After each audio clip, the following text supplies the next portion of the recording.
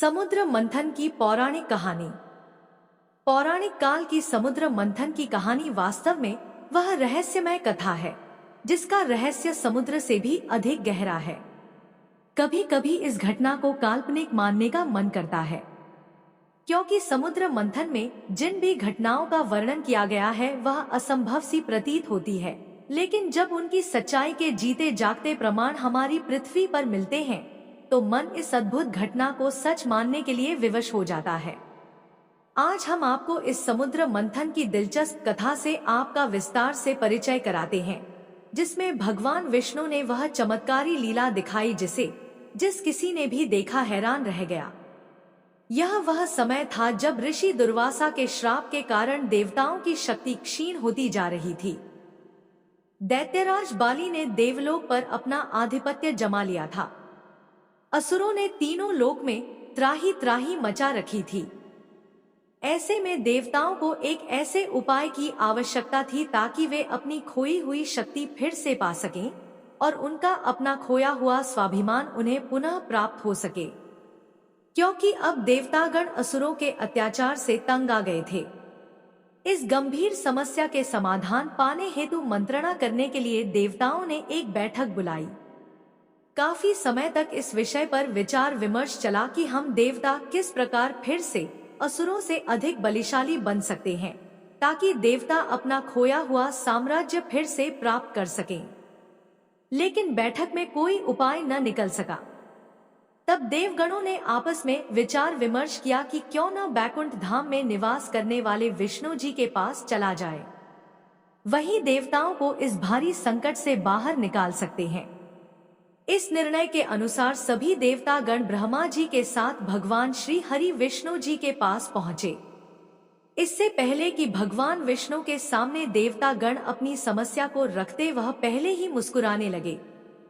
तब देवताओं ने इस बात का अनुमान लगा लिया कि विष्णु जी को उनकी समस्या का पहले से ही ज्ञान है, बल्कि उन्हें इस बात का भी पूर्वानुमान था कि आज ब्रह्मा जी के साथ सभी देवतागण उनसे मिलने आ रहे हैं।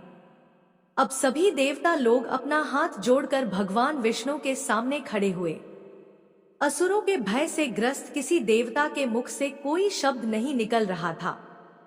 जब विष्णु भगवान ने देखा कि सारे देवता गण मौन है तो वह खुद ही बोल उठे। भगवान विष्णु बोले, क्यों न आप सभी देवता गण असुरों से मैत्री कर लें। विष्णु जी के मुख से यह बात सुनकर सभी देवता गण आश्चर्यचकित रह गए। वह सभी एक दूसरे का मुंह देखने लगे। उन्हें समझ नहीं आ रहा था कि विष्णु जी देवताओं के सामने दैत्यों से इस प्रकार मैत्री करने का परामर्श क्यों दे रहे हैं। देवराज इंद्र एकाएक बोल उठे, हे नारायण, आप यह क्या कह रहे हैं? हमें राक्षसों से मैत्री करने की सलाह क्यों दे रहे हैं? तब भगवान विष्णु ने बड़े ही रहस्य भाव से कहा कि आप देवताओं को यह नहीं मालूम कि इसी मित्रता में आपकी सारी चिंता से मुक्ति का उपाय छिपा है। भगवान विष्णु की बात सुनकर सभी देवता चौंक उठे। उन्हें भगवान विष्णु की बातें समझ में नहीं आ रही थी। तब विष्णु जी ने बताया कि देवताओं को पुनः शक्ति पाने का जो रास्ता है वह बहुत कठिन है, जिस लक्ष्य को पाने के लिए अत्यधिक शक्ति की आवश्यकता है। विष्णु जी ने आगे बताया कि आप देवता लोगों की शक्ति इस समय दुर्वासा ऋषि के श्राप के कारण क्षीण हो चुकी है, इसलिए अपनी शक्ति को पुनः पाने के लिए आप लोगों को असुरों की सहायता लेनी होगी, तभी यह कार्य सिद्ध होगा। विष्णु जी का यह तर्क सुनकर देवतागण फिर आश्चर्य से एक दूसरे का मुंह देखने लगे। देवतागण यह सोच रहे थे कि हमारे प्रबल शत्रु असुर हमारी सहायता क्यों करने लगे, फिर विशेष रूप से उस कार्य के लिए जिस कार्य से हमें शक्ति प्राप्त होने वाली हो। विष्णु जी ने देवताओं की जिज्ञासा को शांत करने के लिए कहा कि पहले मेरी बात ध्यान से सुनिए, तब अपनी बात मुझसे कहिए। आप देवताओं की क्षीण शक्ति को पुनः बल प्रदान करने के लिए मैं अपनी संपूर्ण योजना आप सबके सम्मुख रख रहा हूँ। विष्णु जी ने आगे बताया कि आप देवताओं को इस भारी संकट से उबरने के लिए समुद्र मंथन करना होगा। समुद्र मंथन से निकलने वाले अमृत को पीकर सभी देवतागण अमरत्व को प्राप्त कर लेंगे। तब देवताओं ने यह प्रश्न उठाया कि हमें अमरता प्रदान करने के लिए असुर हमारी सहायता क्यों करेंगे। तब विष्णु जी ने कहा कि समुद्र मंथन से पूर्व असुरों को यह बताना होगा कि इस समुद्र मंथन से निकलने वाले अमृत को उनको भी बांटा जाएगा, जिससे कि वे भी अमरता को प्राप्त कर लेंगे। विष्णु जी की बात पर देवतागण बोल उठे, तो क्या असुरों को भी अमरत्व प्रदान कराना है? देवताओं के इस प्रश्न पर विष्णु जी ने अपनी एक अंगुली अपने होठों पर इस प्रकार रखी जैसे कि वह देवताओं को इस बात पर चुप रहने के लिए कह रहे हों। विष्णु जी के चेहरे पर हल्की सी मुस्कुराहट थी। उनकी इस रहस्यमयी मुस्कान के पीछे असुरों को अमृत देने का लालच देकर उनके साथ छल करने का भाव था। लेकिन देवतागण जानते थे कि असुरों के साथ छल करना इतना आसान नहीं है। उन्हें इस प्रकार अमृत का लालच देकर फिर उनके मुख से अमृत का प्याला छीन लेना उन्हें असंभव प्रतीत हो रहा था। लेकिन फिर सभी देवताओं ने सोचा कि भगवान विष्णु ने समुद्र मंथन का रास्ता दिखाया है, तो वही इस समस्या को आगे भी संभालेंगे। भगवान विष्णु की योजना के अनुसार उस समय तीनों लोकों में राज्य करने वाले असुरों के राजा बलि को समुद्र मंथन की सारी योजना से अवगत कराया गया। योजना के अनुसार असुरों को इस बात का आश्वासन दिया गया कि समुद्र मंथन से निकलने वाले अमृत का पान उन्हें भी कराया जाएगा। अमृत का लालच पाकर असुरगण समुद्र मंथन में देवताओं की सहायता के लिए तैयार हो गए। अब इतने विशाल समुद्र को दही की तरह मथ पाना किसी भी तरह से आसान नहीं था। जिस प्रकार दही से मक्खन निकालने के लिए उसे मथनी से मथा जाता है, उसी प्रकार समुद्र को मथकर उसमें से अमृत निकालने के लिए विशाल मथनी की आवश्यकता थी। तब यह विचार किया गया कि समुद्र को मथने के लिए इतनी विशाल मथनी ही नहीं है, कहां से लाई जाए ऐसी मथनी। तभी उपाय निकाला गया कि मंदराचल पर्वत को मथनी बनाकर उसमें वासुकी नाग को रस्सी की तरह बांधा जाएगा। फिर उसके बाद एक ओर से देवता गण और दूसरी ओर से असुर उसे खींचेंगे, जिसके कारण मंदराचल पर्वत तेज गति से चारों ओर घूमेगा और समुद्र में क्षोभ उत्पन्न होगा, जिसके कारण समुद्र के अंदर से अमृत निकल आएगा। समुद्र मंथन के लिए मथानी और रस्सी के रूप में मंदराचल पर्वत तथा नागराज वासुकी को प्रयोग करने का विचार भी भगवान विष्णु ने ही दिया, जिसे सभी ने स्वीकार कर लिया। निर्धारित तिथि और समय पर समुद्र मंथन आरंभ हुआ। एक एक करके इस समुद्र मंथन से 14 रत्न निकले। यद्यपि इसके प्रारंभ में न तो देवताओं को और न ही असुरों को इस बात का अंदाजा था कि इस समुद्र मंथन से 14 रत्न निकलेंगे, क्योंकि उन्हें लगा कि इस समुद्र मंथन से केवल अमृत ही निकलेगा, जिसकी उन सभी को लालसा थी, किंतु ऐसा नहीं हुआ। समुद्र मंथन से केवल अमृत ही नहीं बल्कि 14 रत्न निकले। यह वह अद्भुत घटना थी जिसे सृष्टि के सारे जीव जंतु आश्चर्य से देख रहे थे। देवराज इंद्र के साथ देवता गण और दैत्यों के राजा बाली के साथ असुर अपनी अपनी शक्ति का प्रदर्शन कर रहे थे। इस समुद्र मंथन में रस्सी की तरह मंदराचल पर्वत पर लिपटे हुए वासुकी नाग के मुख की तरफ असुर और पूंछ की तरफ देवता गण थे। दोनों अपनी पूरी शक्ति के साथ समुद्र मंथन कर रहे थे। अमृत के लालच में असुर और देवताओं के पक्ष के सारे लोग समुद्र मंथन में हिस्सा ले रहे थे। दोनों पक्षों को यह आशा थी कि उनके समुद्र मंथन करते ही अमृत निकलने लगेगा, लेकिन सबसे पहले अमृत के स्थान पर विष निकला, महाभयंकर हलाहल विष। यह समुद्र मंथन का पहला रत्न था। उस विष का प्रभाव इतना भयंकर था कि उसके निकलना शुरू होते ही वहां कोहराम मच गया। अब असुर और देवता सोचने लगे कि इस नए संकट से किस तरह उबरा जाए। अब समुद्र मंथन से निकलने वाले उस महाभयंकर विष का क्या किया जाए। यदि यह विष चारों ओर फैल गया तो इस सृष्टि के सारे जीव जंतु मृतप्राय हो जाएंगे। असुरों और देवताओं ने एक से बढ़कर एक विषैले सर्पों को अपनी जटाओं में धारण करने वाले भगवान शिव से यह प्रार्थना की कि उन्हीं में यह क्षमता है कि किसी प्रकार से समुद्र मंथन से निकलने वाले इस महाभयंकर हलाहल विष से उन्हें और संपूर्ण जीव जगत को मुक्ति दिलाएं। असुरों और देवताओं की प्रार्थना को स्वीकार कर भगवान शिव ने समुद्र से निकलने वाले विष को अपनी अंजलि में ले लिया और उस भयंकर विष को अपने कंठ में उतार लिया, क्योंकि उन्हें सृष्टि के समस्त जीव जंतुओं की रक्षा करनी थी। सभी असुर भगवान शंकर की अद्भुत लीला को देखकर आश्चर्यचकित रह गए। इस अति भयंकर घटनाक्रम से पस्त हुए असुरों और देवताओं का भगवान विष्णु ने उत्साह बढ़ाया। तत्पश्चात असुर तथा देवता गण एक बार फिर समुद्र मंथन में जुट गए। देवता और असुर दोनों पक्षों का यही सोचना था कि विष तो निकल चुका है, इस बार अमृत ही निकलेगा। लेकिन ऐसा नहीं हुआ। इस बार समुद्र मंथन में कामधेनु गाय निकली, जिसे ऋषि मुनियों ने अपने लिए मांग लिया। यह समुद्र मंथन की दूसरी रत्न थी। असुरों को तो केवल अमृत की इच्छा थी। उन्होंने सहर्ष कामधेनु गाय को ऋषियों को दे दिया। कामधेनु गाय वह चमत्कारी गाय थी जिससे जो कुछ कामना करे वह मिल जाता था। कामधेनु गाय मिलने के बाद समुद्र मंथन फिर आरंभ हुआ। अब की बार समुद्र मंथन में उच्चैश्रवा नाम का घोड़ा निकला। यह समुद्र मंथन का तीसरा रत्न था। यह उच्चैश्रवा घोड़ा भी बहुत अद्भुत था। वह उच्चैश्रवा नामक उस अद्भुत घोड़े को राजा बलि को प्रदान करने के लिए तैयार हो गए। समुद्र मंथन से निकले उस अद्भुत घोड़े को पाकर अब असुर भी प्रसन्न हो गए, क्योंकि उन्हें लगा कि अब समुद्र मंथन का लाभ उन्हें भी मिलने लगा है। उसके बाद तो वे पूरे उत्साह के साथ देवताओं का समुद्र मंथन में साथ देने लगे। इसके बाद समुद्र मंथन से ऐरावत नाम का हाथी निकला। यह समुद्र मंथन का चौथा रत्न था। इस ऐरावत हाथी को देवराज इंद्र ने ले लिया। यह ऐरावत हाथी एक प्रकार का दिव्य विमान थी, जो अद्भुत एवं अद्वितीय शक्तियों तथा क्षमताओं से परिपूर्ण थी। कहा जाता है कि इसमें इतनी क्षमताएं थी कि इस पर सवार हुए योद्धा को युद्ध में हरा पाना लगभग असंभव था। उसके बाद समुद्र मंथन से कौस्तुभ मणि निकली।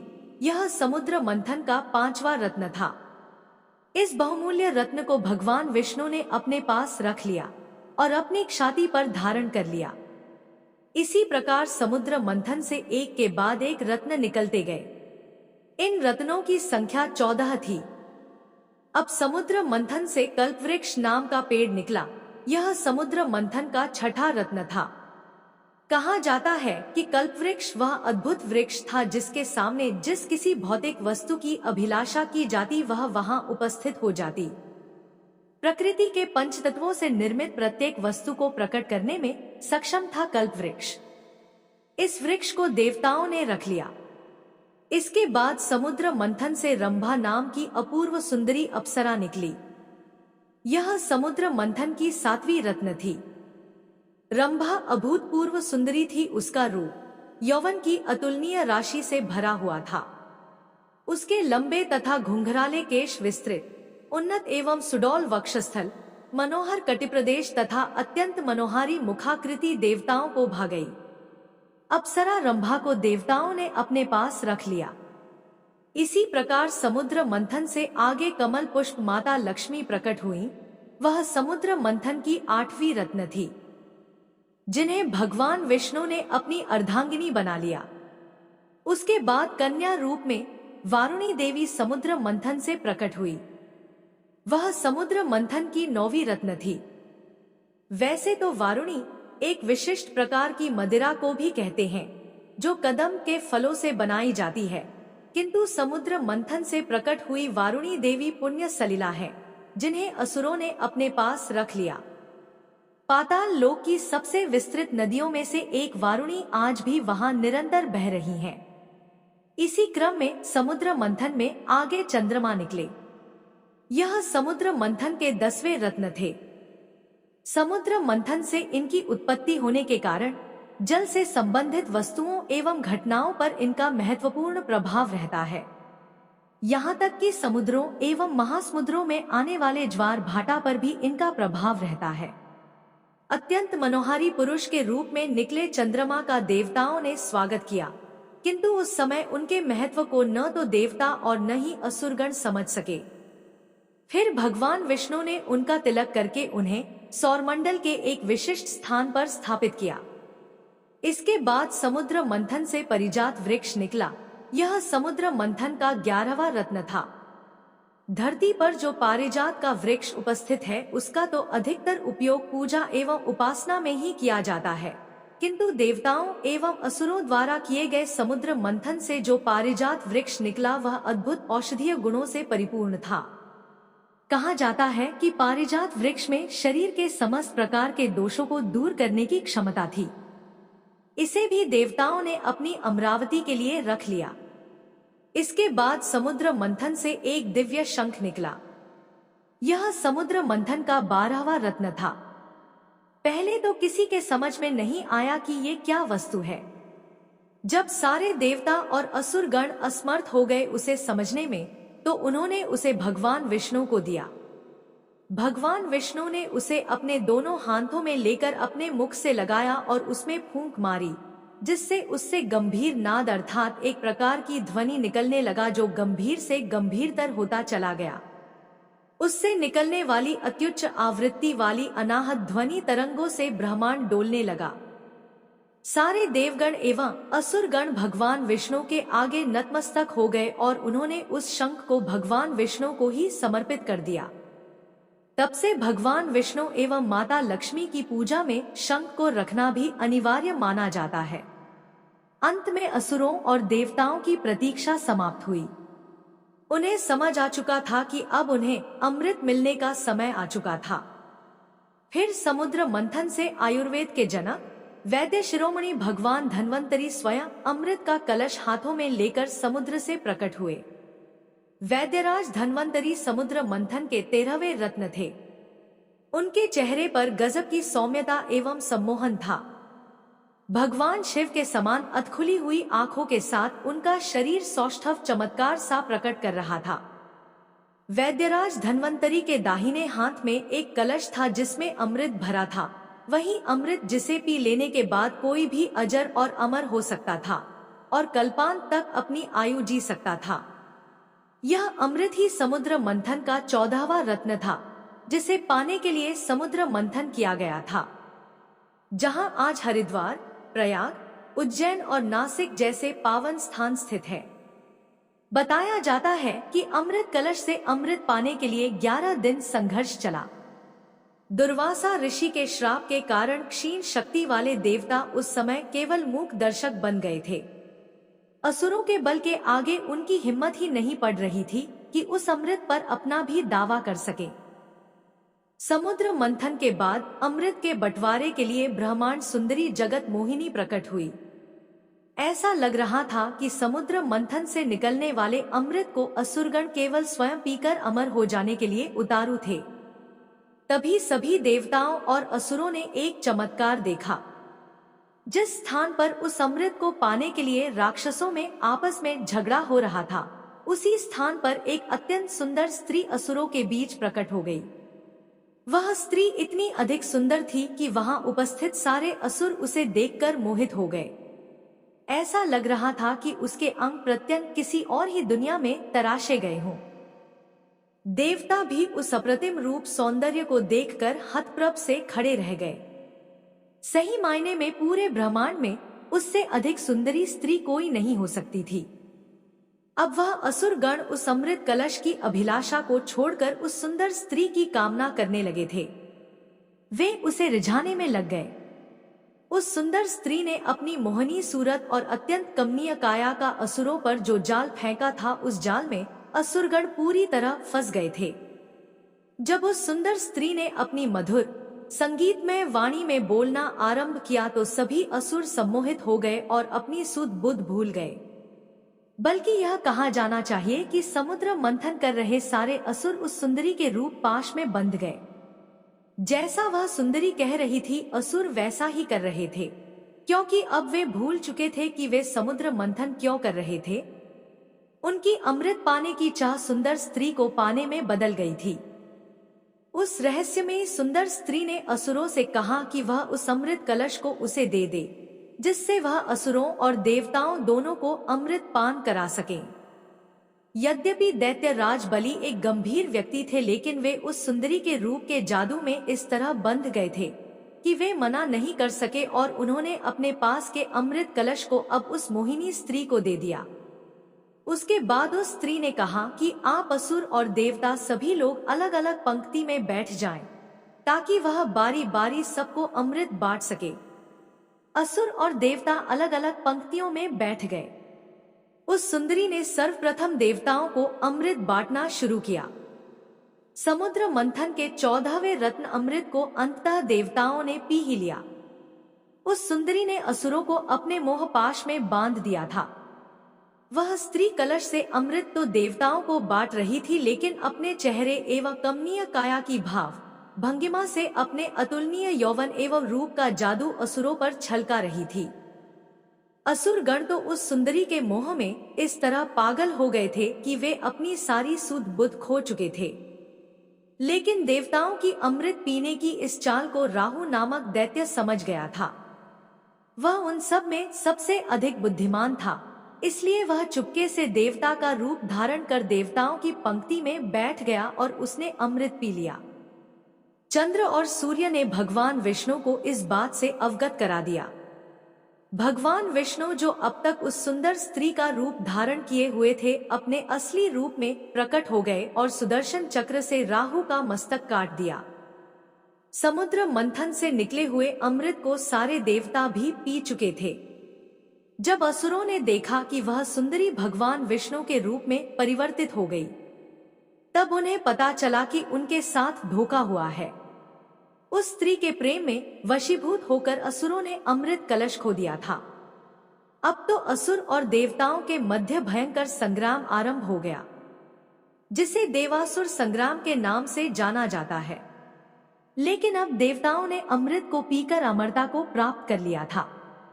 अंततः असुर पराजित हुए और उन्हें देवताओं को देवलोक वापस करना पड़ा। हर हर महादेव। अगर वीडियो पसंद आई तो हमारे चैनल को सब्सक्राइब करें। धन्यवाद।